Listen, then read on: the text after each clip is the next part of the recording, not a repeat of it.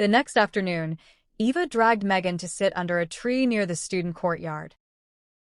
The grass beneath them was still warm from the afternoon sun as students drifted through the courtyard in small groups, balancing iced drinks and phones while their laughter blended into conversations. Megan leaned back against the trunk, and Eva studied her for a moment before speaking. "You've been weird lately." "I've been studying." "That's not what I meant." Megan picked at the grass. "Then what do you mean?"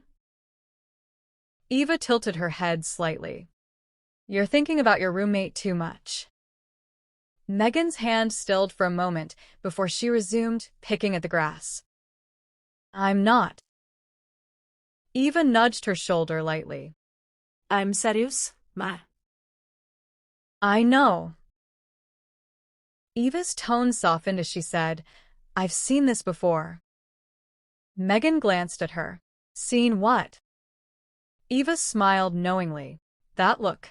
The one where someone starts orbiting a person without realizing it." Megan let out a short laugh. "That sounds dramatic." "It is dramatic. That's the point." Megan looked away at someone laughing loudly near the cafeteria steps, then back at Eva. "I barely know her." Eva didn't answer immediately.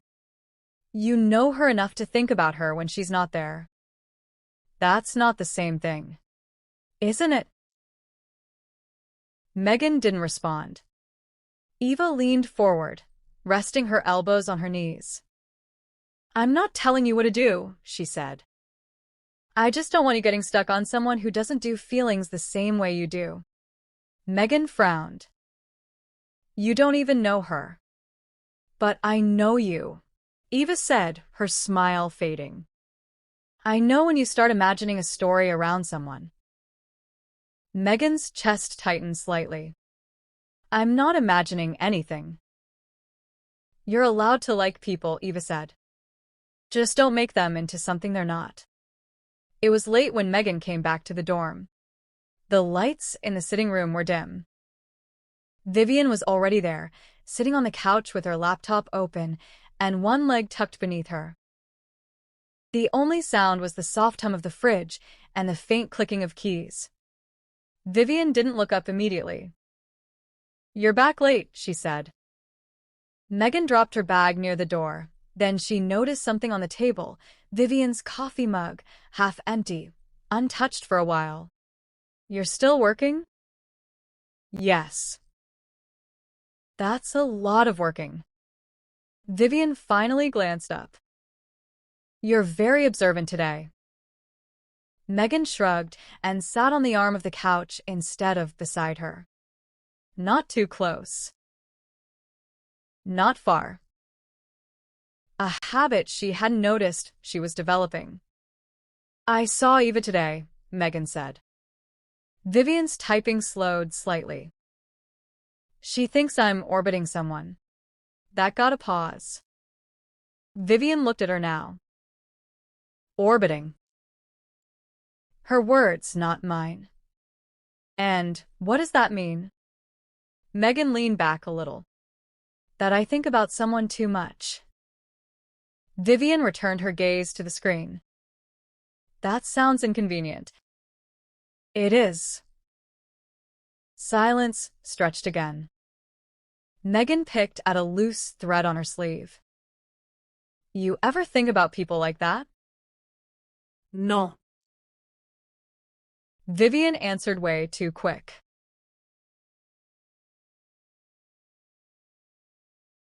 Megan glanced at her. "Not even a little?" Vivian didn't respond for a moment. "Not even a little." Megan nodded slowly. "Okay." But her eyes stayed on Vivian a second longer than necessary. "Why are you looking at me like that?" "Like what?" "Like I said something wrong." "You didn't." Megan shifted slightly on the arm of the couch. "I just don't know if I believe that you don't think about people." Vivian held her gaze for longer than usual. Then she said, I think about things that matter. The words didn't clarify anything.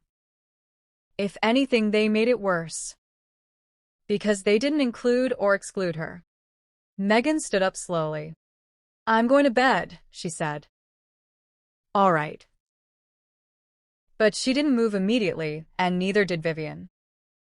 For a moment, it felt like neither of them wanted to break whatever silence had formed. Then Megan finally walked toward her room. Halfway down the hall, she heard Vivian exhale softly. The next morning, Megan woke up to rain.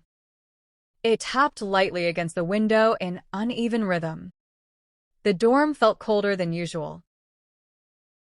Her phone showed a missed notification from Eva about lecture changes and one unread message from Vivian.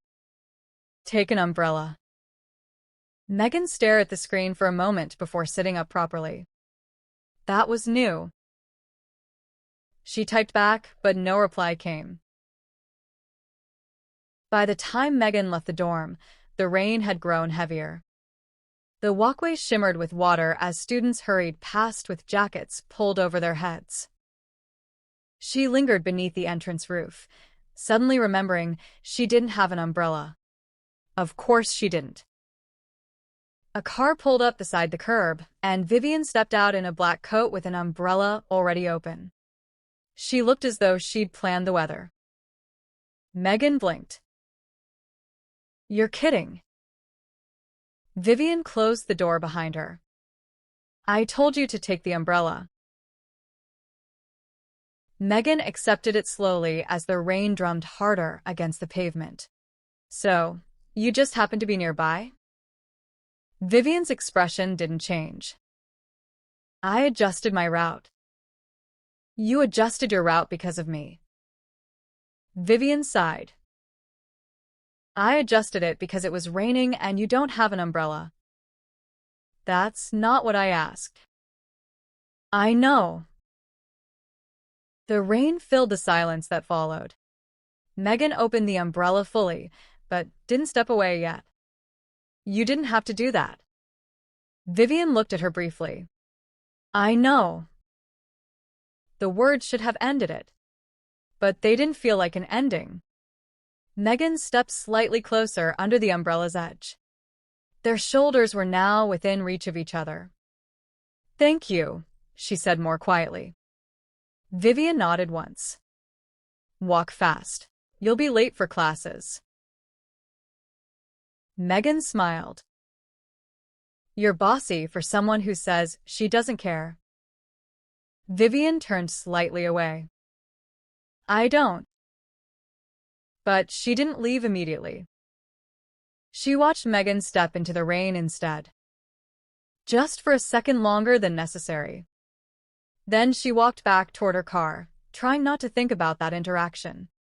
She drove back to campus slowly, windshield wipers sweeping in steady motion.